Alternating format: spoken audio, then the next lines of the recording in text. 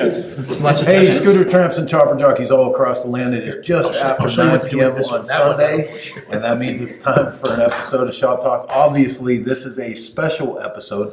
We're coming to you live from the corner of Winslow, Arizona. I almost want to sing the song, but it's been done today alone like 3,000 times. I watched your reel. Listen, that was my first reel. I'm so proud. You did good. I'm Chris Callen, your host with Shop Talk, and I want to welcome you guys to the Dennis Kirk Mobile Studio. Actually here at the Motor Palace, we got rented some amazing space. We're going to show you guys some of the artifacts and stuff, but this is it, man. This is the kickoff for the FXR Friends Throwdown. Long time in the making. My man Ari here from Law Taggers. We're gonna get right into it. Where did this start? How did we get here today? Well, this actually wasn't my idea. It was these two gentlemen over here. Actually, Jason started it, and I was in Sturgis, actually pre-Sturgis. It was before that at an event that Memorial Day. Yeah, Spring Fling. Spring Fling, that's right. And Jason was telling me about this idea that him and Paul had to create kind of like a fun build-off, if you will. And from there, it morphed into getting all these other guys involved. And I said, I want to be involved as well. So luckily, Jason had an extra FXR laying around, and I twisted his arm, and he sold it to me and did this amazing bike build for me along with his bike. And all these other guys here that are the best builders in the country decided to do their own FXR. So we're here today just hanging out. We're going to go on a ride, have some drinks, and just socialize. And these are the most amazing FXRs I've ever seen, and hopefully you'll have a chance to see them yourself. So I'm just so proud to be involved. I'm not a builder. I had mine built, but I'm amongst legends here, and I'm just honored to have them as friends and colleagues. So before we get into the minutia of all of that, I have to say that the translation, you know, he said you talked to him about this great idea that you had. Yesterday in Paul's shop, you were like, hey, I don't know why the rest of these guys are here. This is this is supposed to be about me. Oh, that is not at all. This is not at all. Talk about that though. Where from the beginning? You know, was it a little bit of shit talk that was going on about who could build what, or was it just? Well, in all honesty, Paul and I talk about every day. Be honest. Yeah, we talk just about every day, and this and that, and we always exchange stories of builds we're doing. And I knew he was working on some FXRs, and I was working on an FXR, and I knew he had an FXR that he was doing for his son, long-term thing. And so I just kind of threw it out there, like, hey, how about we just do like a little, which I know everybody's thinking, like, who challenges Paul Yaffe to any kind of build-off? My dumb ass. I did. No, so I said, and I'll never forget this. I'll never forget this. By the way, I've never won a build-off ever. So the smart guys are challenging. So I said, hey, we should do a little build-off, for like Instagram content. And I'll never forget the look on Paul's face. It was like this. I'm gonna do my impression. He went like this. He went. All right, yeah, let's do it. And so then I posted it on Instagram that Paul and I were going to be doing this, and I got a text from him the next morning, like, kind of game on. All right, here we go. Well, then Curtis, not one to ever shy away from anything, said, hey, I want to be involved. And then Brian Klock, who is, of course, late, said, hey, what about me? And then Jeff's guys, my marketing gal, she volunteered you. Right. And then next thing you know, we had 5. And then Paul said, well, you might as well call Nick. And Nick didn't even hesitate. I mean, he picked up the phone first ring. And I said, hey, what do you want to do it? And then it was actually Brian who had the idea for the name. I said, well, what are we going to call it? Because we didn't want to call it a build-off, or we didn't want to call it a competition. Because that's not what it's about. I mean, everything to me is about what we're going to do tomorrow. I think the names too was either FXR Throwdown or Klock's FXR Throwdown. Klock. We went with the FXR Throwdown. It was supposed to be presented by Klock, but Law Tigers took his spot. So that was like, honestly, man, the thing that intrigued me about this the most, not just the speed that everyone else seemed to join in, and like there was a fever pitch around all of this immediately. As soon as you guys started kicking that off, it was like it grew and grew and grew to the point that even behind us, there's a whole list of party crashers who were like, look, I don't care that I wasn't in on the beginning. I'm going to be there. I'm going to be on the ride. And like seriously impressive names on that list with impressive motorcycles. We're going to get to everybody. But the thing that I loved the most was you guys said, okay, this all comes down to everyone coming to Arizona, coming into town for Bike Week, but separate from that, ahead of time, taking a ride. Like that is so much of this stuff you see anymore, and everyone's putting out there what they're doing and blah, blah, blah. But it really, to coin an old phrase, where the rubber meets the road. That's what the important part of it. It was Paul's idea, actually. It was between, Vegas and Winslow, and I'm like, I don't want to go to Vegas. I think Vegas was my first thought, and then I think you were like shorter. So Yeah. then I looked around. Right? Yeah. Well, I think that as soon as it stops being about riding motorcycles, we all could go do other stuff and make a bunch more money. You know what I mean? Amen. So it's you gotta do things like this to remind yourself that it's about the motorcycles. It's about riding. It's about the friendships and the camaraderie. And I wish that our group text for the last 6 months could be public knowledge, but it's probably for the best, because there's been a lot of hilarious, there's been a lot of hilarious times through this where everybody gets and it usually starts, Ari just kind of drops a seed. Yeah. In But then the group text. Paul's always the one to kind of drop the bomb. It's that You guys are like a pack of 12-year-old girls. I was gonna say, we didn't get a text from you until yesterday. 12-year-old girls throwing shit at each other. So like that's what makes it funny. I think it was Sheila's. I I think it know was you guys Sheila's. are back and forth all day long. That was the thing too, like, watching all the different posts that were coming up, and you guys were kind of guarded about your progress. So I have to tell you, like in true competitive fashion, everybody was holding No, back. that was because the bikes weren't built yet. This all got done True today. statement. That is a true statement. I was trying to get photos from these guys, and I was like, Hey, Ari, your dead bike air. got finished yesterday. That's true. Yeah, it did. I'm trying to put a good Today. twist on it. Today. Yeah. But nobody I think was as guarded as Nick. Like, I was like, Nick's still doing this, right? Is this his right phone number? He brought a Honda Rebel. He didn't even say that. He just wasn't guarded. He just thinks we're stupid. I mean, he made that abundantly clear.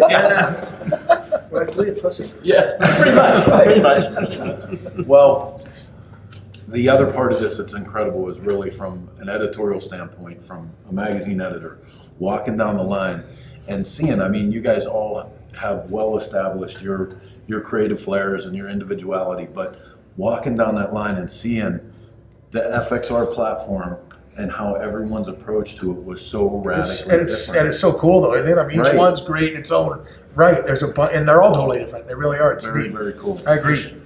So I want to start talking about the bikes themselves. So let's start with Paul. We're just going to come right down the table, so I'm not picking anyone in any specific order. Got it. Well, First Jason, of all, wait, congratulations on second place. oh, that's fine. Thank you. I don't even think I We're gonna got keep the trend going. Right. When Jason, when he brought this idea up, had seen a stock bike that I was restoring, and I brought it just so I could park it next to his bike and let him bask in that for a little bit, because he did it because he knew he could whip my ass on a stock. If I was just restoring a stock bike, so it's in the back of my truck for anybody. So I know. anyway, my bike I had been working on forever. It's a 7-year project that I started it when Nash was born. Right around the time Nash was born, I started it, and my idea was that I wanted to build Nash a bike that he could ride to Sturgis with me, and then I could take him before the board when he was old enough to become a hamster. So I wanted him to have that custom bike and kind of be exposed to it and what that was. So, but I've been waiting all this time. He's never asked me to go for a ride. He's never really asked me about the bikes much until all of a sudden, like 2 weeks ago, I picked him up from school and he was like, "Are you ever going to take me for a ride on one of your bikes?" And I was, I like jumped out of my shoes. I was like, "Yeah, like right now? You want to go right now? Yeah, let's go. Yeah, let's go to the shop. I'm ready." Yeah, so excited. So he got on a bike with me a few weeks ago, and I took him out for a ride Saturday, I don't know, 100 miles or something, and he really had a great time. And then the next day he got up and wanted to do it again, so I was really excited. And that wasn't this bike; it was the restored lowrider. So anyway, so the bike. I was in no hurry to build it, but when he proposed this Throwdown for social media content or whatever, so he was talking about that restored bike, but I was thinking it was that I'd finished Nash's bike. So it was fun the first time I sent him pictures of Nash's bike, and I said, oh, here's some pictures you can post of the progress, and he's like, what the fuck is that? The bait switch. That's called a bait Where did this come from? I said, that's my Throwdown bike. And he was like, no, you were restoring this stock bike. And he's like, oh, fuck me. That is not a lie. That's Is exactly- I think you called me and you're like, well, this is all going to shit. Paul's bringing out the. Yeah, here we go. I said, well, that's just a stock. That's not like a Throwdown bike, So, but he motivated me to really Throwdown bike. to start the process of finishing, because I was really just, 40 hours a year or something. I was working on the bike. It was here and there when I had time, but I got to it. But I only finished my bike. I fired it 3 days ago and I test rode it a little bit this morning.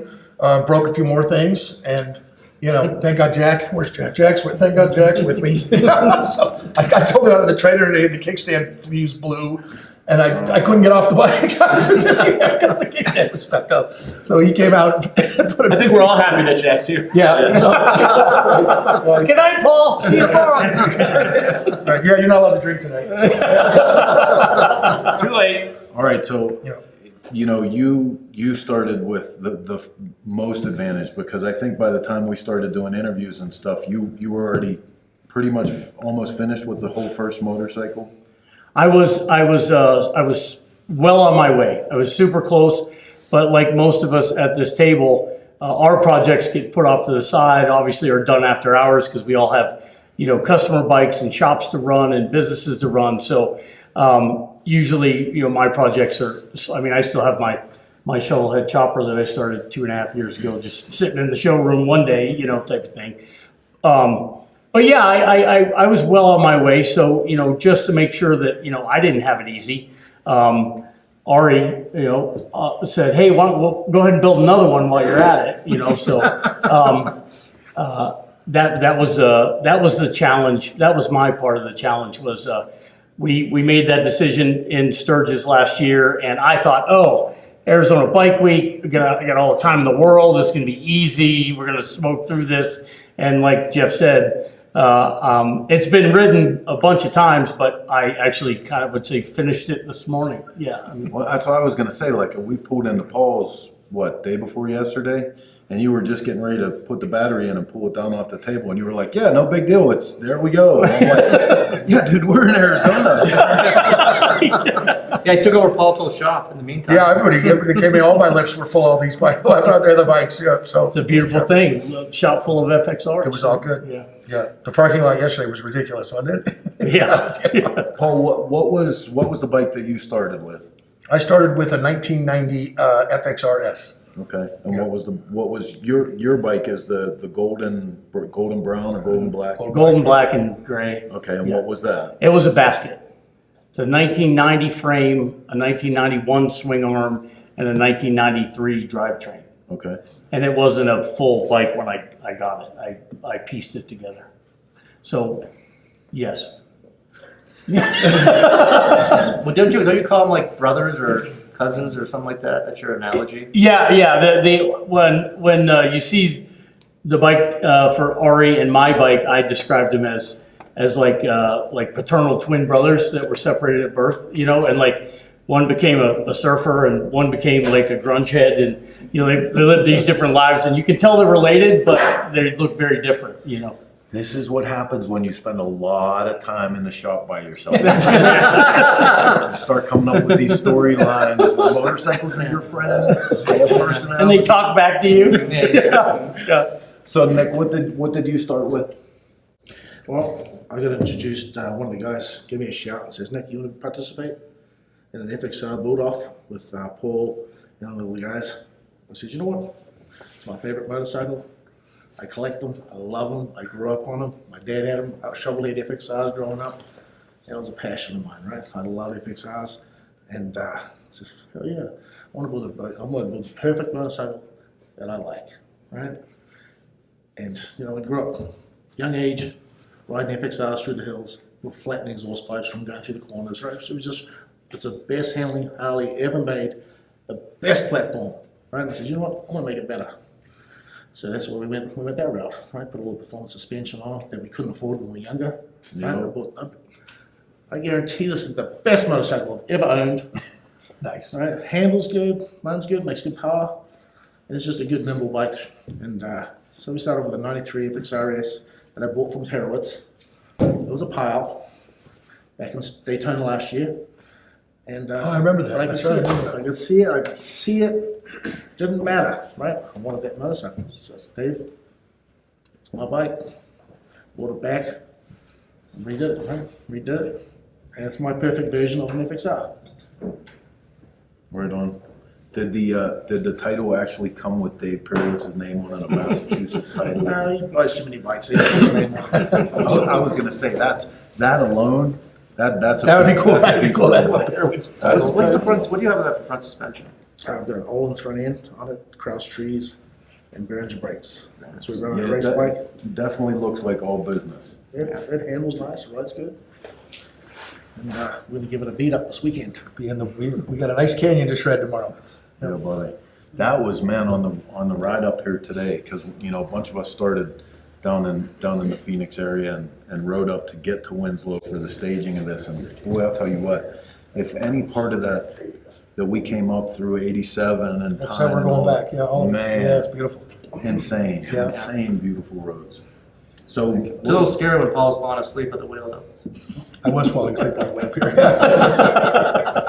it's been some long nights, right? He's been working. No, I've had house guests. Yeah, We have kept him up. He's making me a points cover. yeah, that's right. I was making a points cover. That's right. Yeah, what's up with that? Did you see the one that's on it? Yeah, but what I saw nothing was on it yesterday though. What's up with that? It's because my guys Did Boots show you all the took me text out for a messages? picture without putting it on. Did he show you all the messages I've been sending him, Boots? I want to kick him in the nuts. Oh, I started a couple weeks ago. I was like, your boy's not gonna have a bike, is he? Yeah. That's And I says, His no sense of humor. text that I'm getting from Paul. Scared me in the neck. So I got a message last night. Do not post these pictures. Right. Per Nick. All right. I didn't look at that close. Yeah. Oh, that's the first thing I saw. I'm sure. He's looking to pick apart here. What can I find? So You Curtis, forgot to put a turbo on. You know what? It's traditional. It's what I grew up on. That's what I like. Exactly. I've done other bikes, big power and stuff, low to the ground, but this is just different. It's nice. We'll show a little difference. He did that. You did that turbo FXR that was 220 horsepower. 300 horsepower. Yeah. 2.5 million views on. Went crazy. Yeah, it went viral. Yeah, in one day, 2.5 million. He did a video of it starting up, and then he kind of zoomed in on it, and it was 2.5 million views in a day. Yeah, 143 turbo. When we were in Sturgis a couple years ago. I'm trying to get that bike back. Jesus. Yeah, I know where they that thing was sale. crazy. With a wedge motor in it. Yep. Turbo. Toilet. So Curtis, tell us about your bike a little bit. Flamingo. Yeah. It's a 92 FXR-P, so it was 100%. Ruined that motorcycle. I had to. For guys like you, I had to ruin it. We all tried to buy that. Yep. We did. The problem was, it was really clapped out. It was it looked not great clapped clapped out. out. It was not Dude, clapped it- Bullshit! It was pristine. No. That thing was mint. No. Yeah. I think he got it from the every piece Harley on it Museum. was just wrecked. Mm-hmm. So I bought it Is there from a the different original picture owner. that you put on the internet? Because it looked fine on the. I still got some of the parts. You're supposed to send those to me. Which ones you want? All. I I don't know about all. Yeah, whatever you don't want to have on a shelf. Yeah. So just wanted to do something different. So I wanted to do just off the wall colors and, just clean it up and kind of like resto mod it, but wild colors.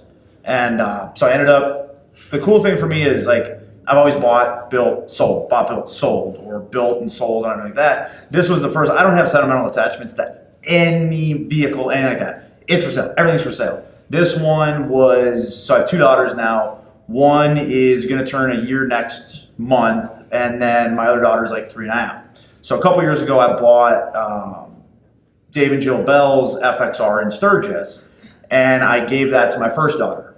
Well, now I have a second daughter. I'm like, well, it's not fair. One has one, and the other one doesn't have one, right? So after we got it's coming together, and it's coming together, and I'm like, okay, you know what? I like this thing, and like both my daughters are at the shop every day, you know. And they're there for it. Like, we're working around the clock to finish the bike. And I'm like, let's just do this, and I'm not going to sell it. So they were there the first time I fired it. She was the first one. My Emerson's my youngest daughter. She was the first one to sit on the bike and everything. And then Charlotte's 3.5. I've never given her a ride on a big bike. And this is the bike I gave her first ride on 2 days ago. So I'm like, it's not for sale. It's, you know what? I'm at that point where, okay, I'm sentimentally attached to something. Good. So I'm like, we're keeping it, and that's it. So now both my daughters have really cool FXRs. Which I don't know if you've realized yet or not, but this is a parody for the rest of your life. You know, a man with 2 daughters, as soon as you get one, get ready for the other one. Sports car. Yeah. Wedding. Boyfriends you don't like. No bad. Right. So I just wanted to do something that was, you know, fun and, you know, not a traditional black and, you know, black bike or whatever. And, you know, so we had some fun with the color and did a lot of cool little things, but it's not, I mean, it's not over the top. The paint's kind of what is different on it. You know, it's just really clean, and I feel it's our style, and just have fun with it. It's really tasteful. Thank I think you. it's very tasteful. Thank you. So, and it wasn't lying when I told you guys I wasn't working, you know, it was still in pieces. No, I saw the timestamp. We were at Donna Smith's show, and I'm like, Curtis, we know you're just all trying to start drama. Your bike's probably done. You're just posting these pictures, and he's like, watch this, and broke out his phone, and sure as shit, it was exactly the way he said it was, in a million pieces. Listen, I can attest. I was with a young brother up in Minneapolis, and he had a genuine look of concern. And he beat us all here by a day. Yeah. Yeah, I rode it around the parking lot at the shop and up and down the street, and that was it. And we put about 50 miles on it today, and you know what? It's running great. I'm ready to ride it tomorrow. So it's I'm super happy with it. Super thankful that we got it done and to be a part of this and everything. Like, it's just cool. Everybody's got it. It's the same bike, and everyone's different. Every single one of them's different. Well, you know, I'm going to admit to you guys, like, I'm not as steeped in the FXR culture. And that was one of the things, like, early on, hearing all this stuff about, you know, FXR purists, like you guys were just giving him the business about you ruined that bike. Well, it's amazing, man. I was, at the very beginning of doing my bike, I was cutting the seat hinge off of my frame. Oh yeah. my God. You got the hate mail, right? It was on the screen Right then. I cut my frame, and I'm getting, people are saying, like, your balls should be yanked through your butthole.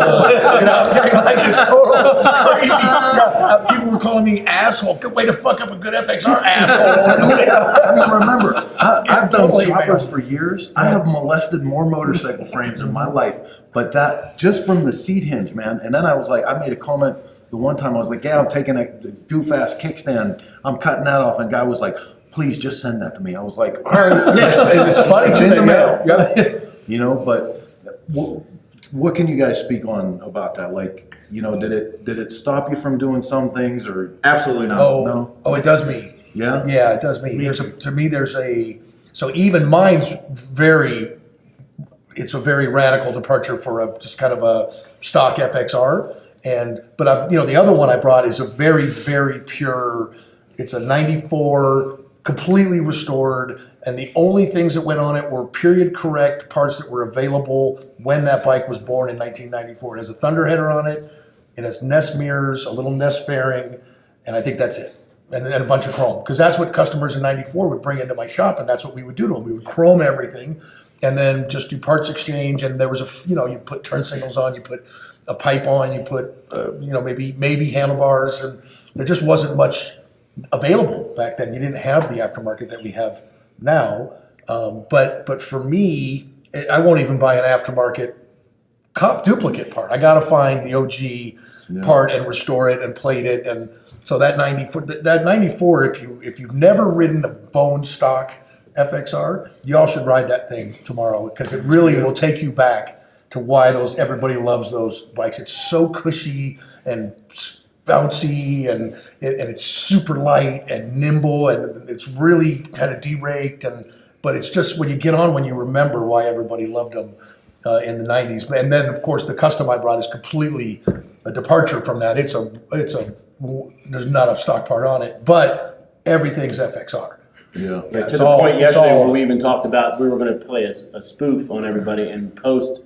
He has the same exact FXR that I have, the same color and everything, and I just restored mine. Yeah, we were gonna act like we both brought up the same exact bikes to the show. What are the chances of us building the exact same bike? So. Well, let's talk about your motorcycle because I have to tell you, immediately drawn to that bike. Thank you. Like the minute I see it, and it calls to my like old hot rod and Sure. chopper. Like it really really nice motorcycle you did. But what did you start with that one? I started with an '87 FXR S that I bought for $1,500. That had a motor with 42,000 miles on it. It was roached, so I sold it for $1,500, and then I found that '09 FLH twin cam drivetrain on eBay, and then I sent it to Zippers to make it a 107. Did some head work, and my guy Mike put it together, and I did all the rest, and we made an FXRT out of it.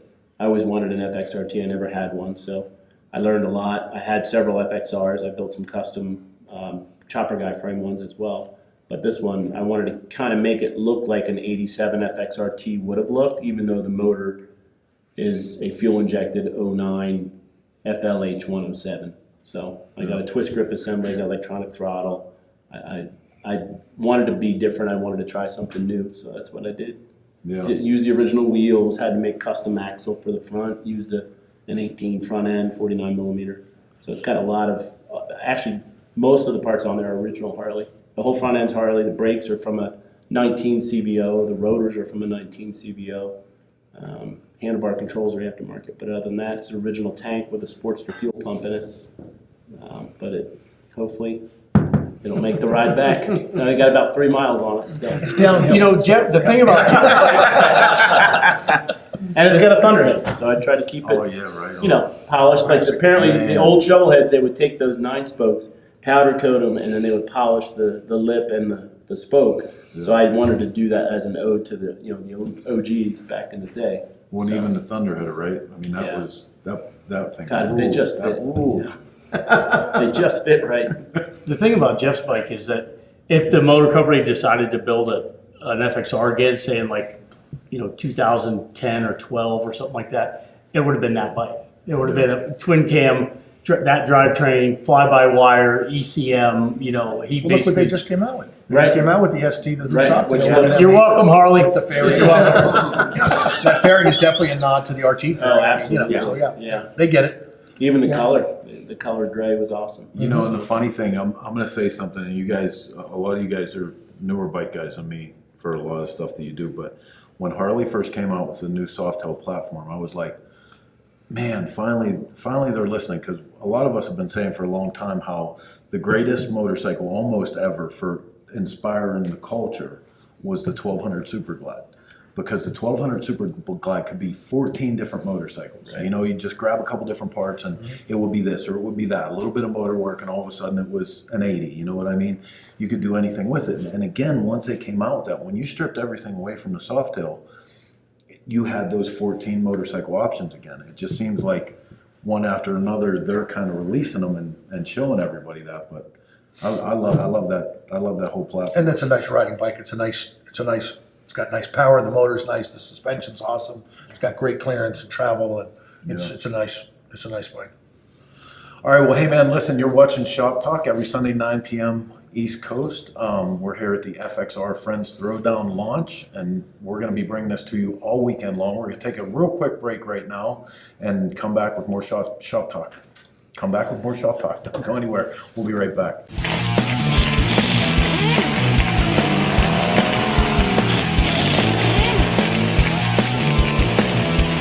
Whether riding takes you from A to B or just lets you escape, there's a flow to the road you share. So go with it. Eyes open and always have the Law Tigers by your side. If you've been injured in a motorcycle accident, visit us at lawtigers.com. Law Tigers, America's motorcycle lawyers. Hey, this is Chris and Heather with Smokeout. Smokeout is going back to Salisbury, the original Rowan County Fairgrounds. The reason why we signed on after 2 decades of this event going on and seeing 2 generations of chopper jockeys come out of it. We want it to be here for another generation. We're having a thing called the Legacy Invitational. Let's ask some of the smokeout OGs, guys like Paul Cox, Billy Lane, Jeff Cochran, Donnie Steve Broyles, Donnie Luce, Pat Patterson. Bill Dodd to come in and set up. And we've also assigned them the task of inviting a legacy builder, either newer builder or someone that's new to smokeout to bring in as their legacy. From what I understand, the people made this event. Yeah. Like, you guys made this event, and that's what we want to bring back. Smokeout's back. We're going back a few steps. Rowan County Fairgrounds. Tell your friends Smokeout is going back to Salisbury. We'll see you in September of 22. You better get to work. Proven performance is not some sort of empty slogan or marketing catchphrase, but a way of thinking, a mantra, and something we've practiced every day of the week for the last 6 decades. Designed, manufactured, and tested in the heartland of America. On and off the track, S&S Cycle is the first choice in power sports performance. Hey, this is Chris with Cycle Source Magazine. I'm in the garage today working on the Dennis Kirk Garage Build FXR Evolution. What is that? It's a performance-based FXR that we're going to build throughout the year. At the end, you're going to have a chance to win it at Sturgis. Go to DennisKirkGarageBuild.com for more information and stay tuned to see how this thing comes together.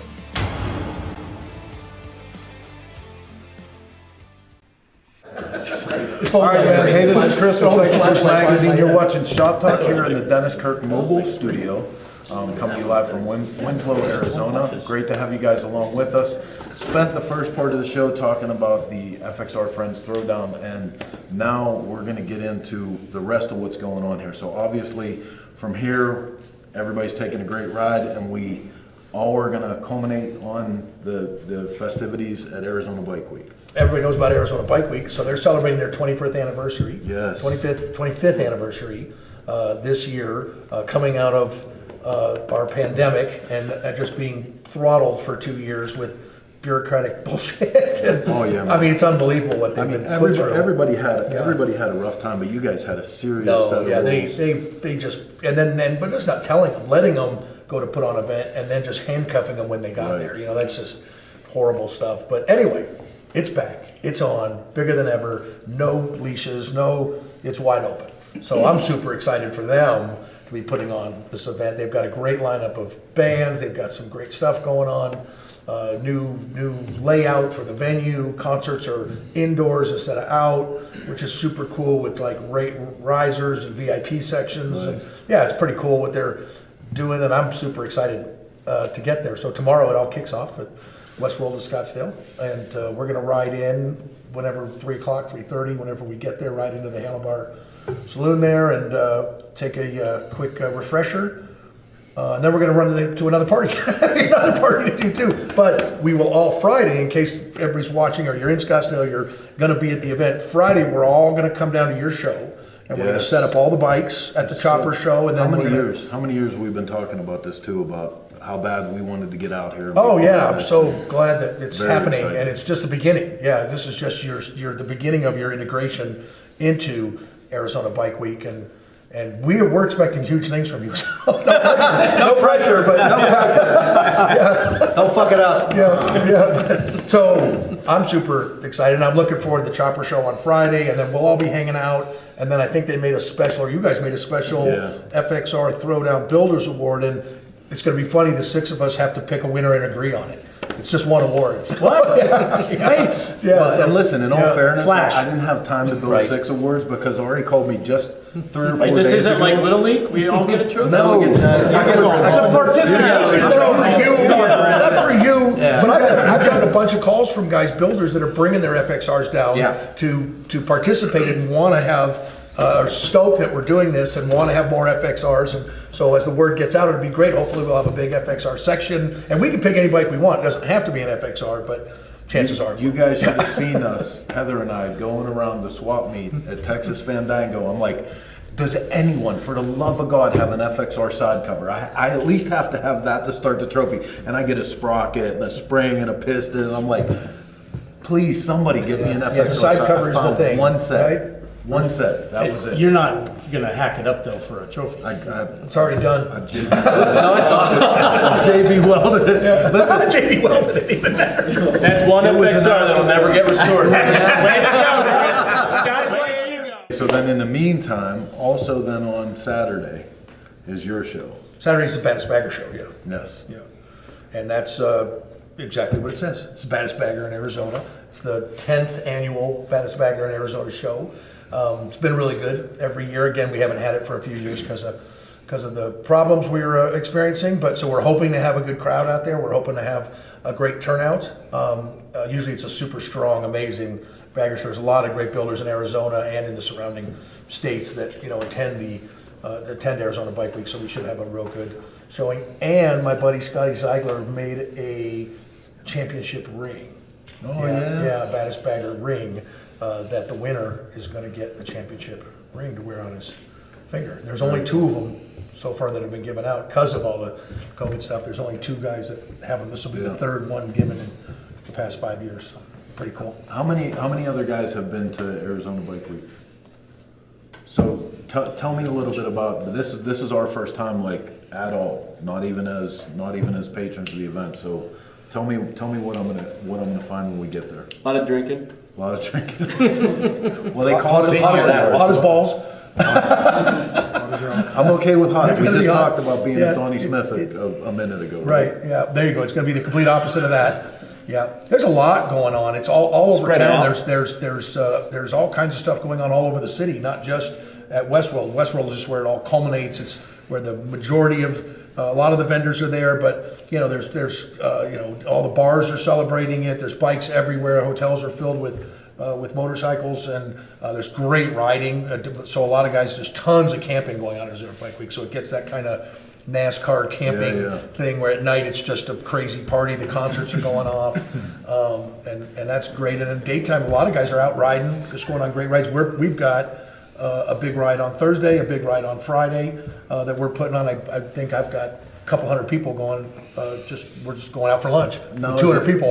Is that the Friday thing that has the charity component? Yeah, so to it? Friday is the Dry Heat Run, right? And that is a charity event, and it's benefiting Lifescape Children's Care. And we do that every year as well. And that culminates at Westworld. It leaves there, and then we take everybody out on a ride through the Arizona foothills, out by Saguaro Lake. It's really pretty ride up in the desert landscape, and then we come back down to this secret location where there's a major party going on and food, and everybody gets fed and drunk, and it's fun. Yeah, It's a great event. We've been involved with it for about 12 years. You've been involved for as long as it's been around. Yeah, I started. Yeah. So, so yeah, I was at the very first one. You were? That's weird. I was there. I know, it's But, crazy, right? Arizona's a great place to be a motorcycle enthusiast. Yeah, it is. I have to tell you, I have my reservations. I'm from the Northeast. Pittsburgh has a very specific, there's 5 seasons in Pittsburgh, all the ones you would expect, and then there's repair season. If I didn't have repair season in the dead of winter, my motorcycles would be held together with baling wire and duct tape. And hope. See, we do it in Arizona, we do it in the summer. Yeah. Arizona, July through September, we fix our bikes, because it's too hot to ride. Yeah. See, I don't know if I know, look, she's back there. So, all right, we didn't get to talk about your motorcycle, so I'm gonna pull a quote out from early on, well, not that early on, not too long ago, actually, a quote out from some of the conversation. It's really orange. I've named it. It's an inside joke. It's not that orange. It actually, in all fairness, when I spoke to Jason early on, I said, look, I'd like to have maybe a little more orange. And he took a little more as a lot more. But it actually turned out really nice. I was a little concerned because when you see all the parts lined up. Wait, a little concerned? Well, a lot concerned, but But so you see all the parts lined up, and he has all the orange parts literally next to each other. And so I'm like, he's very good at grouping. well, not necessarily. Yeah, I'm a little kid. I love little Legos. So those other parts also, but so I was like, and so I sent Paul a picture. I'm like, I think he overdid it just a little bit on the And orange. so I have to poke him too. So I'm like, oh, it's the Great Pumpkin, Charlie Brown. On that, here's the thing, and I can't speak for anybody else, but I draw inspiration from all of these guys, and You know, you don't copy somebody else, but you can draw inspiration from them. And in my time, you know, you saw everything got chrome, and then it was murder it out, black it out, it had to be blacked out. And then right around the time that, you know, the dealerships started having gloss black everything bikes on the showroom floor, all of a sudden murdering out wasn't cool anymore. And again, going back to the individuality of a motorcycle and what it's all about, all these bikes being so different, you know, all of a sudden we had to start experimenting with colors. And that's something that, you know, Paul, Curtis have been doing, you know, for a long time. You know, Curtis was building bikes with color, you know, before, you know, really, and it turned heads, and, you know, it made people think. And all of a sudden now, with the thousands of different, you know, colors of powder coat and paint and the palette out there, doing different colors, you know, really becomes a kind of a standard. And that's what customers come to my shop, and we sit down with color wheels and, you know, talk about what we're going to do, the rocker boxes and stuff like that, you know. So with Ori's, the Law Tiger's orange, that's what we call that, orange. The pictures didn't do it justice, but also, you know, kind of a quintessential Harley, black and orange, right? Yeah. You know, Yep. so. No, it's perfect. It came out perfect, and I wouldn't change a thing. And no, I mean, I'm not just saying that. I would be 100% that. All right. Well, maybe one. Listen, no, it's perfect. You said to take the Trask assault armor thing off. Oh, that's true. Yeah, I don't know what it's going to cost us, but I want Nick on staff for every show. So that's all I want. It's just every once in a while for him He's to good. go. No, for me. No, it came out perfectly. So I want to say something about the color thing. Yeah. Is that, and I know I can only really speak for myself, but I'm going to assume that you guys stress over it the same way I do, because when I break out and do something baby blue, like my FXR or something, right? Where you're like, oh, this is a mistake, right? And but you stick with it, right? And You have to. But there's insecurity. What I'm saying is you don't really know. Big time, You think you have it in your head, and you think you know what it's going to look like. But God, I hope everybody digs this. But you're not sure. And then there's that point as all the color stuff starts to come together, and then all of a sudden you're like, oh yeah, this was just right. This is killer. And then, you know, but that's that. Before that, it's. I mean, I've been doing this for 30 years, and I was very insecure about this bike before I showed it to anybody. I was laboring. SJC, I changed the color 20 times. Yeah, so. Well, good thing you got him on staff. No, what's that? Good thing you had JC. He'd just repaint it for you. No, I mean, I changed my mind. Yeah, I'm not actually having mixed colors. Yeah. But, you know, I did the same thing when I started mine, and I did the stock wheels in gold, and it started as a roller. I'm like, oh my God, what was I thinking? That's too much gold. But then as you started bolting more stuff on and more of the black and the Right, gray tones were it down, coming in. sure. Yeah, and all of a sudden I'm like, no, it works. But I feel exactly what Paul's saying is, you know, you kind of, you know. Colors like the new polish or chrome. I mean, Yeah. you know, we talked about that earlier. The last 3 baggers that I did are, I mean, I have a red one where everything was almost red, and then I did a gold one, and then I did a blue one. And there's no way that you can be more individual than choosing colors, because the chances of somebody choosing that same color is going to be slim. So, like with Curtis is I doing, chose and chrome. Paul does the same thing, and Well, but I mean, the colors. Yeah, I got some pink. Yeah, It's so purple. nice to be individual like that, because then it's really different, you know. Well, I think it gives you, well, I guess you would say a broader palette, but honestly it does, because you have so much to choose, you know, the whole way across the spectrum of blue, like you were talking about with color, you know, the whole way across the spectrum of red. What you did on your back, you know, the variation of color, like you can do a lot with that kind of design. Everything's been done, you know. Everything's been done. I mean, Paul, you've been doing it the longest out of all of us. Everything has been done before. You know what I mean? Yeah, it's rare to find something that actually is new. You know. Right. Yeah. You think it is. Right. Color Right. is. And then you open an Easy Rider from 1978. No, then you find out that Vincent had a patent on it in 1936.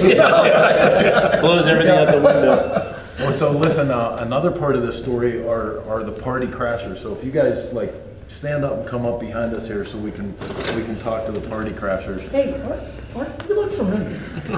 I want you to know up front that I invited them. Yeah, they didn't crash anything. I called them and said, you have to come. What about James? Did you invite him? I did not invite James. Or Flash. I'm here for Flash now. I'm not taking credit for either one of those, but these guys had to come. Where is Flash? Combing his hair. I can't believe he's not here. So talk about that for a Blood second. Why did you invite him? Well, so I've been talking to Rick for a long time about him coming to Arizona. You just and wanted hanging his out, autograph. right? That's all it is. So true. Yeah. And I was on Instagram a couple weeks ago and I saw your FXR and I was like, that is badass. And then I was talking to we're co-promoting sponsoring the High Seas Rally in October, which is a biker cruise on a boat. Right, and so I knew he was coming to Arizona with the folks from them, and I said, well, what are you doing the day before? Just come ride with us. And he's like, well, I don't want to impose. I'm, no, you're not imposing. You got to come. Yeah, you got to come ride that thing. It's awesome. It's a bitchin' bike. Yeah, the bike is incredible, and also again to add to the diversity. It's so different too, right? Absolutely, absolutely. Is. Yeah, I agree with you really completely. is like a completely different approach on an FXR. And by the way, I got to tell you, and he's riding a chopper, but it's not just a chopper. It's the fucking coolest. It's like a tribute to Jesse James. You nailed that thing, man. It's like so perfect. Has he seen it? No. Oh, because he'd be like, he would totally be There's a digging chance it. he's about. It's so. He might see it after this. He really. Put some boobs on it and he'll find it. Oh, yeah. I would sit in the parking lot. Wait, you'll know it. Yeah. But it's. I don't even know where you I came can't up. Did you believe make all? Did you there's a reproduce chopper all in the those parts? parking You get lot some and it from didn't him, like or- call It's a to little you. bit of everything. You get Yeah, pulled you know, over you to know, it like you know, the people- Death Star getting Listen, tractor I'm beams. very excited Nazi that I'm on an shit, FXR. the right shit or whatever, and that headlight cover, I saw, oh my God, that's so There's a cool. lot of original stuff. You know, one I used thing, to work um, and I made stuff. I wanted to look. It The is. It looks like he pulled up and left his bike set in the parking lot. It's a great job. Not Tight too bike. long ago, these two, with me and Jason Hofmann, we all got an opportunity to take a whole day after a show in the middle of winter. We all took a day and went riding, which rarely happens that a group of us get to go together. Isn't that cool? That's what this is. That's what this is for. That is what this right? is about. And it was one of those where Jason had a bunch of CFLs and Diablos in the shop, and Original. he was like, that's we're right. riding these tomorrow. And he's like, no. And he's like, no, we are. So we all gathered, changed batteries, put oil in, Oh, yeah, fired we it up, did- we had to wait do for the it whole to not thing 'cause they're explode, sitting there forever. and then took off. And I'm riding down, like following these guys going, this is happening. This is like, I'm riding those ones that I used to watch on TV, you know? And It was that was amazing. But like before it gets out of hand, you guys are all a bunch of characters, you know? Right. For a guy like me to be in an environment like this, invited by you, which thank you so much. Glad you're here. And I'm the anti-purist FXR guy. Sorry. Hey, we're good. We're But to just kind of like the ability to take and see beauty in each and every different machine created by an individual, that's the thing. That's what makes it all so amazing. But like he said, if you don't have the experience of riding together, What'd you do? And what did you do? You've done nothing, you know? So to like actually, and I got into the FXR thing completely because I was super anti-FXR. I was like, I'm not gonna follow those guys, no. And then I rode one, right? And then I rode one, and I went, Those are hamster bikes. and then I rode one, and I was like, oh, I get it, I understand. And then I made a couple of deals with some guys, and and I got one, and then I'm like, I can't leave this alone. I've got to do that thing. And we were at the ROT rally in Austin. He had come to bring his bike and support, and we literally finished that, went back to the shop, and went and started doing that thing. And that whole creative process, like you talk about, you can put it all out on the table, but when you start to assemble it, and that thing that you kind of saw 6-8 weeks ago starts to happen, man, that's like, We rigged that frame in an hour and a half. yeah, Nice. literally. And then it became that one thing. We did this, and how about this, and how about that? And I don't want stock wheels. Let's make some wheels. I'll fly to California. We'll make some wheels. And the next thing you know, there she is. And I was all excited because I was all like freaking out because I'm like, wow, all these guys, they're all going to have their bikes done, and they're going to be running primo and stuff. And then I see Curtis's post, and I'm like, oh, I'm okay. I'm good. I'm like, but Means that in a good way.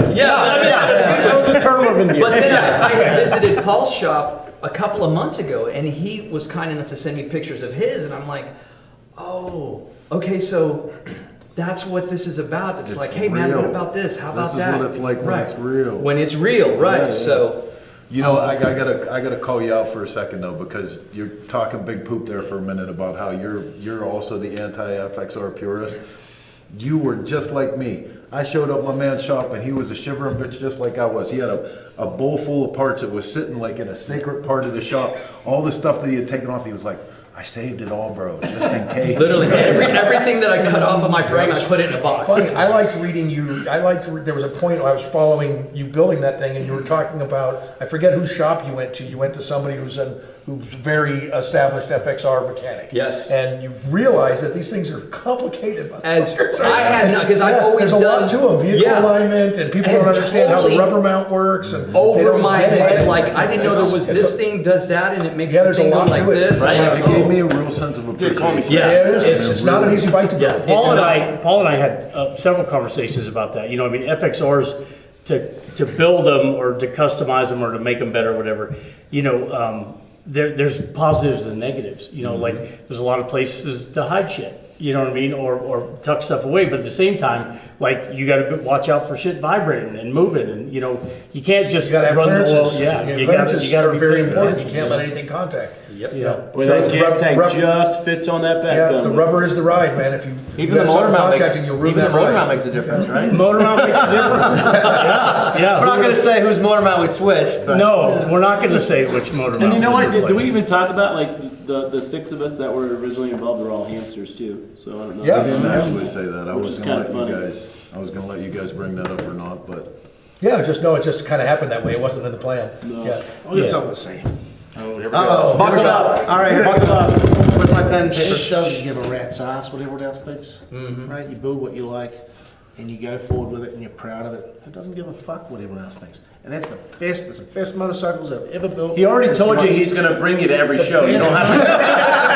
The best motorcycles I've ever built is without the blinders on. I'm going, you know, that's what I like. I don't give a fuck if anyone else likes it. I'm building this motherfucker, and that's going to be it. Right? Absolutely. It's the best ones. Because the only person you have to make happy with your motorcycle Doesn't matter. is you.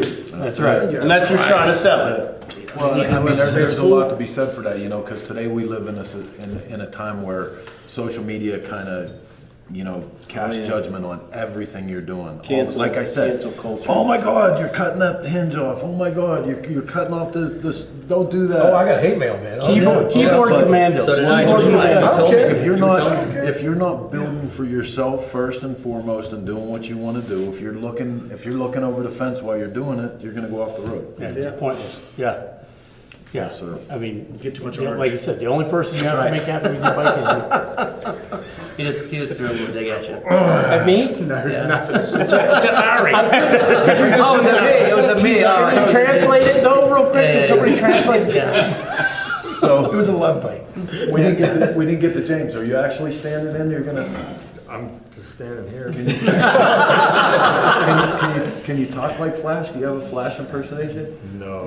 That's impossible. Why is it flashing? Where is Flash? No drawing his hair. Doing I am not pretty enough. You shampooed his hair. That's the problem. Yeah, he's got to do his hair. And the reality of it is, Chris, is that that's what this is about. There is no crashing. It's friendship. It's camaraderie. You know, I mean, I've been waiting my entire life to ride with Nick Trask. You know what I mean? I mean, literally, I've been trying to. He's always Speaking of the devil. Oh, here we go. Drum roll. He heard us talking about his hair. Speaking about party Both of them. It's about time. We get 2 for 1, or two, yeah. Welcome.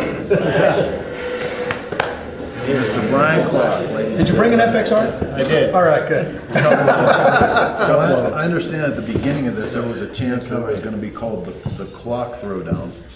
No, never a chance. I don't remember it that way. I think No. with a bunch of All it Ks. was It was was actually, there was like 4 K words. It was like the clock countdown to something, yeah. Custom K. Yeah. All started out as these two jousting on the internet, without a doubt, and I just jumped in the middle like a dumbass. So it was my own fault. So that was it? You were third in line?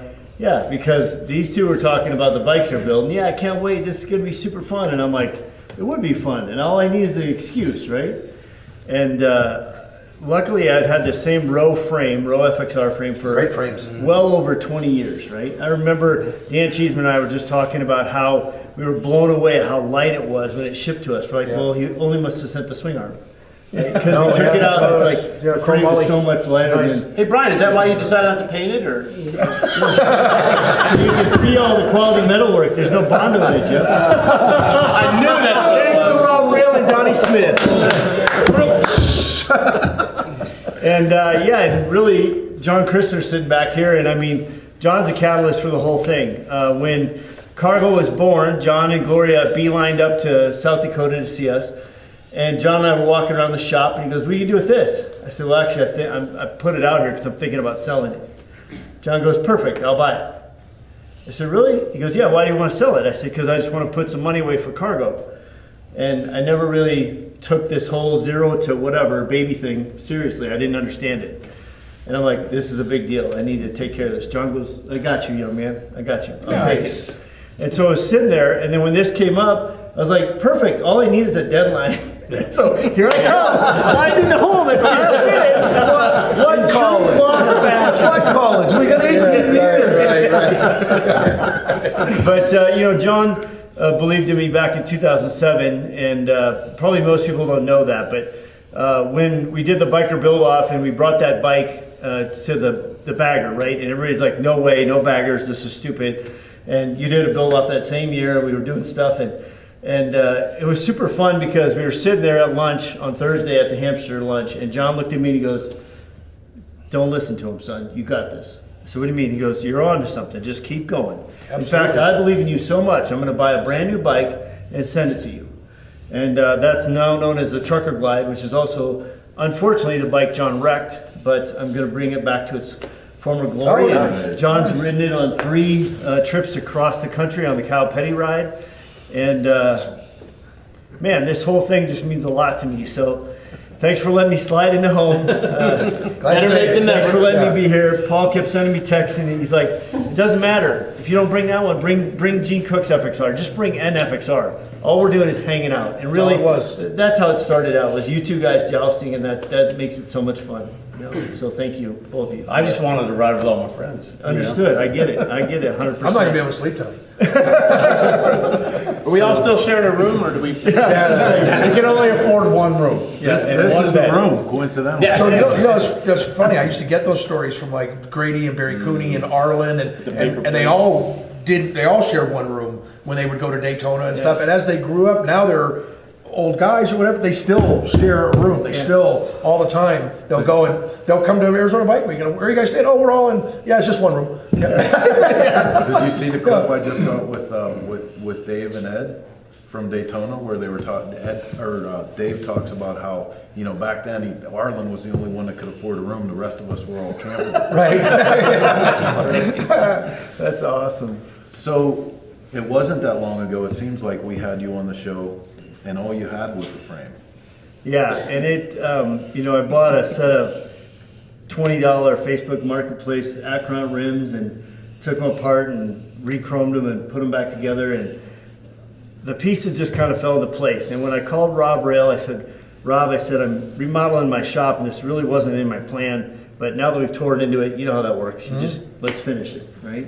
And so I said, I'd really like to bring the bike to you. And Donnie and Rob were instrumental in me in the FXR game in the first place, because I took my frame to Donnie's house, and there was a garage, a 2-car garage with a lean-to. And I walked in the back there, and here's Rob. And I mean, he was built like a brick shit house. And I'm like, oh my God, I don't even know what I'm talking about here. And I pulled the frame out of my mom's Monte Carlo and took it in there, and they raked it. So to take my bike, Sean's bike, back to Donnie just made the most sense, right? He was like my dad in the industry. And so Rob was excited to do it. Rob's excited to actually get back into the FXR thing. He has a Cosman frame. Oh, a Cosman chassis. Yes. Wow, that's beautiful. So, Oh my God. So he's going to try to get it done for Sturgis. So everybody keep an eye out on Rob Rail on Instagram and see that thing come together. But yeah, so super fun, and it's just all of those connections that just make sense, right? The row frame is bittersweet because I had it for 20 some odd years just hoping I could build this bike, and then when Laura moved back from California, my ex-wife, she brought back a motor and a transmission from a boyfriend that she was living with out there who passed away. So I have this box of stuff, And John Patton, known as Quigley, was our motor guy, right? The dyno guy. We started in John's garage, and John put this motor together, and it was his last thing he put together. And he wasn't in the best, I don't know, he wasn't on like he should have been on, right? And so when we started up today, we really didn't know it was going to happen. Right. It's been sitting for a decade, you know, and it popped off and worked, and the only thing was off was the timing. So not bad. Right? Lucky. So we'll see. And you know, Donnie just finished a kick-ass FXR. Oh, yeah. It was at a show, and you know, let's face it. I mean, Donnie Smith has forgotten more about FXRs than most people know in their lifetime. You know what I mean? So That bike has a pretty significant history. That was actually Rob's bike.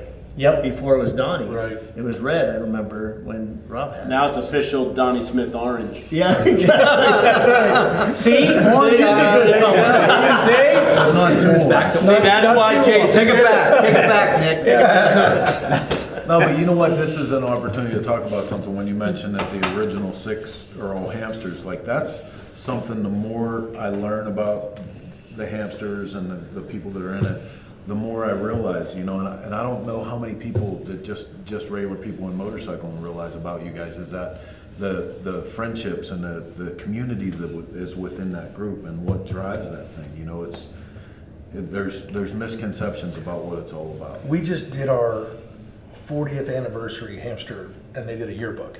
And in the back of the yearbook is all the urban myths and misconceptions. Everybody had to send in the wildest hamster tale about how you get in and what. And there was, people like, oh, you have to kill somebody. You know, you have to be a millionaire. And none of that stuff is true. You have to love custom motorcycles, and you have to ride custom motorcycles, and you know, we're easier to tolerate if you drink. So And I'll tell you that. and Chris, we aren't friends because we're hamsters. We're hamsters because we're friends. Right. You know, that's a key point. You know what I mean? It's about the We're friendship. drinkers with a motorcycle problem. that's Yeah, right. Yeah. But the thing is, you're right about that. I mean, you know, I grew up in Emory, South Dakota, graduating class of 14. I get into the hamsters in 1999. And we go downtown to the Silver Dollar Bar, which was right on Main Street, Sturgis, or Spearfish. Yep. And I walked in there, and I had the yellow shirt on, right? Because I just got in. You put your yellow shirt on, you're going to the bar with these guys. That's it. And so I was so excited about this, and I walked in there, and one of my graduating class of 14 kids, Tim Schnabel, is in there, and he comes up, he goes, "Oh my God, you must be killing it." I said, "What do you mean?" He goes, "Well, you have to make at least $250,000 a year. Your bike has to be worth 50 grand. You have $1 million in the bank." I go, "Well, I'm none of those things, so I don't know how I got this shirt, right?" But, you know, I remember following Donnie and Dave and those guys back when they were wearing yellow Reeboks. That was the thing. It was like, you know, probably the 90s, you know, and all the bikes were all these crazy colors, and, you know, there was no hamster stickers that were floating around Sturgis, right? And I couldn't understand it because I thought, man, these guys have great bikes. They're amazing, right? And I used to just go and hang out. Like Donnie would invite me to go to the bar, but I would go to the bar and just hang out in the parking lot because I wanted to see how they mounted the regulator, how they did, you know. It was just like, I was like, this is the best moving bike show that nobody understands, and you can actually go study the best of the best and not see it in a magazine. You know, that was I was so fortunate to be in that zone or that era, I guess, if you will. It was fun for me, you know. Well, even still today, you know, any trip up to Spearfish, man, walking through the parking lot, if you stand at a bike long enough looking things over, that guy's going to come out and talk to you. Best bike show you never heard of. Yeah, Right. and be willing to just sit there and talk to you about that motorcycle and other motorcycles and everything. Well, the first hamster event that I went to that wasn't Sturgis was Randy Aaron's party. We went to Del Mar, and we went to San Diego, and it was in the back of his shop, and I sat at Paul's table. And so we've been friends for that long, you know? And so when you say that's a thing, that's how it starts, right? Yeah. And so it's very fortunate that, you know, you can call on these guys. You know, my wife always says, Vanessa, she always says, you know, if I had to go somewhere, Brian, just give me one of your old hamster directories. Because I know that if I called these guys, they would step up and take care of me no matter what. it's like this protective I can network. tell stories about that all day long. About we have brothers in every state, Every in a lot of country. countries. Dude, I'll tell you a story about John Christner sitting there behind you. So my tour manager Sean was driving back from Daytona, coming across, and he got a call that his mother had taken ill, and he needed to be there home now. immediately. And I said, oh, you just got to call John. Yeah, see if we can help you out or something. And Sean, he was driving our truck and trailer, and he said, like he made this phone call, and this might have been a little exaggeration. I'm not sure. It might have been exactly the way it went, but he said like a convoy of trucks picked him up and guided him to a marshalling yard where they parked the truck and trailer and put it in a fence. He hopped in some rig and they had him at the airport. He said he was at the airport 20 minutes on a flight, and our truck and trailer was marshaled somewhere in Oklahoma. And he had a group of truckers like break traffic to get him to the airport and stuff, which I thought was, that's just really says a lot about, the kind of friends we have and the kind of guys we are and the brotherhood that we have and how we take care of each other. Yeah, Absolutely. I don't know if I've ever even spoken to you about that, but that was wonderful. Yeah. So we do have a question from the back row here. Just let me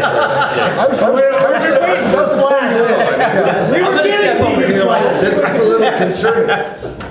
You don't each have to kill a person to get into the hamsters. No.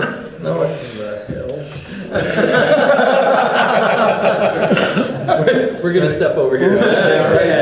I wanted to speak to that. So Flash and James are back here, and Flash is the official party crasher. I think that's the name of your bike, right? So, but talk about adversity and what we've all been through getting these bikes done. And Flash is not a mechanic. He's not a professional bike builder. But he does have. He really, and I'll tell you, I've been friends with Flash for a long time. I was his sponsor to bring him into the hamsters, but you have a great mechanical aptitude, a natural mechanical aptitude, but I was very impressed because I get phone calls several a day, FXR tutoring, FXR 101, and I'm sending him, I'm doing drawings of how things work and taking pictures and sending them to him, but he got everything. But of all the troubles and trials, this guy the odds were so stacked against him that he would get a motorcycle done and get it here to the point that he ordered a new motor. And when it showed up, it was the wrong motor. I mean, not just like the wrong size, but it was the wrong vintage. It was like not even. And he ordered an Evo and a shovelhead showed. But I gotta say, it works. He called a happy accident.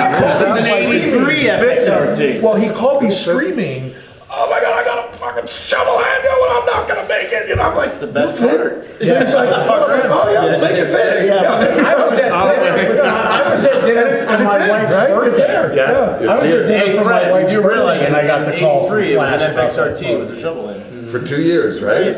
Yeah. So. And then I told him, when your other motor's done, we'll pull that shovelhead out and then we'll build that chopper. Yeah. We'll build that chopper. We already got the motor. I think I can attest to his mechanical aptitude though, because the other day when we were at your shop, he was taking parts off of motorcycles in the back of your shop. Right, stealing them. It's absolutely The right. efficiency at which he was lifting. Yes, he was. He was, yeah. And by the way, that fairing was Chris's from FXR. Was our You got a lot of for cool stuff FXR back division. there. And he's a mean dude. You got to put that latch back as soon as. Well, that's a fact, though. Like we had a bunch of young kids, and I realized I was sick on Sunday night and Monday, and so we're trying to put this thing together, and I'm literally just sitting there on the stool watching these kids put this thing together, finish it, and I'm like, I can't do anything, right? And yet I looked around the room and I said, how many of you are over 30? Not a hand, right?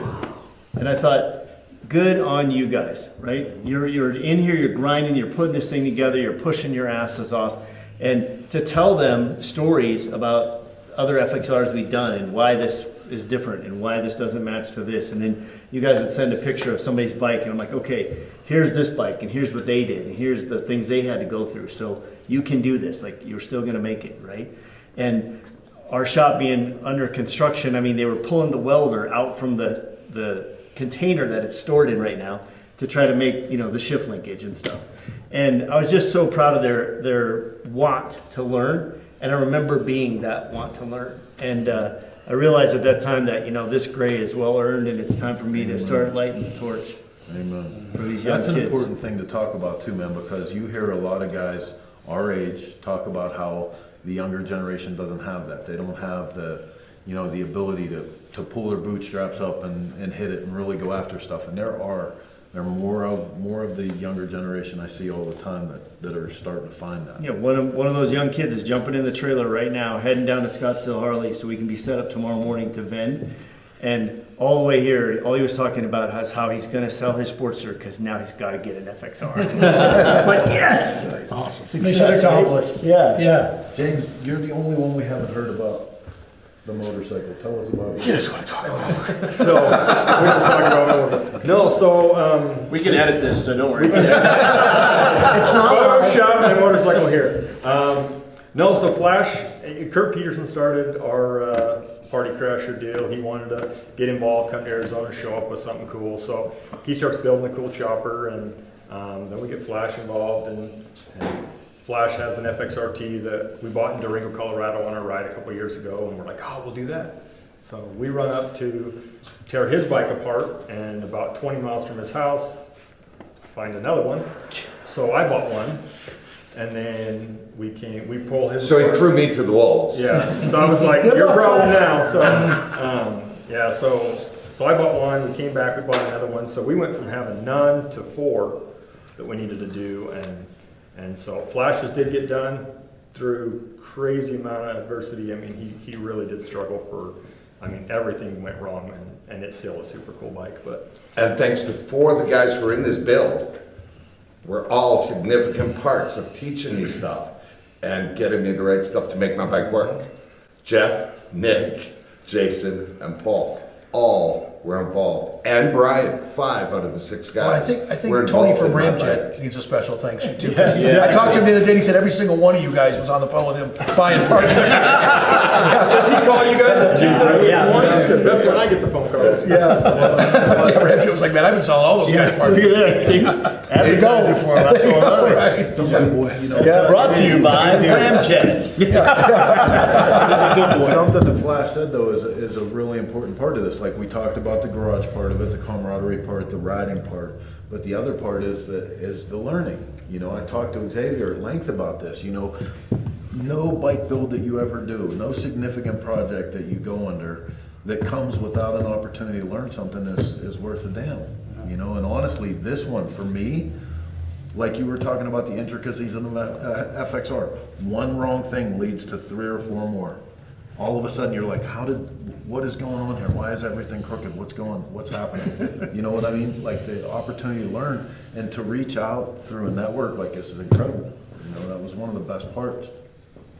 I feel like I've called on all of these guys at one time or another. In one way, shape, or form. 15 times.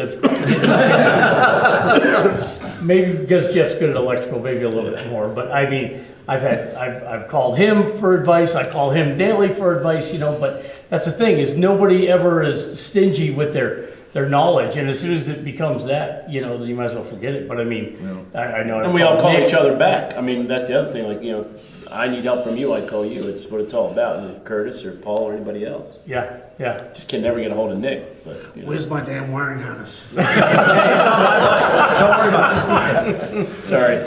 All right, well, listen, man, before we wrap up, I just want to go through the group again and get all you guys to give your either Facebook or Instagram where you want people to check you out so that everybody has an opportunity to keep up with all of this. So if you can start with Mr. Yaffe. I'm at PY Bagger Nation. Okay. That's me. Devil Custom Cycles. Clockworks with a K. Trask Performance. Hofmann Designs. NAM's Custom Cycle Products. RKB Custom Speed. Providence Cycle Works. Nickelback. Bikers Against Bullets USA. Ground Zero Customs. And sponsored by Law Tigers. And Ramjet Racing. All right, when do we get our checks? Next week. Checks in the mail. Checks coming in. Curtis already got his. As we get ready to wrap, I want to go back to the dinner in Minnesota and bring up the fact that there was a little talk about something with choppers.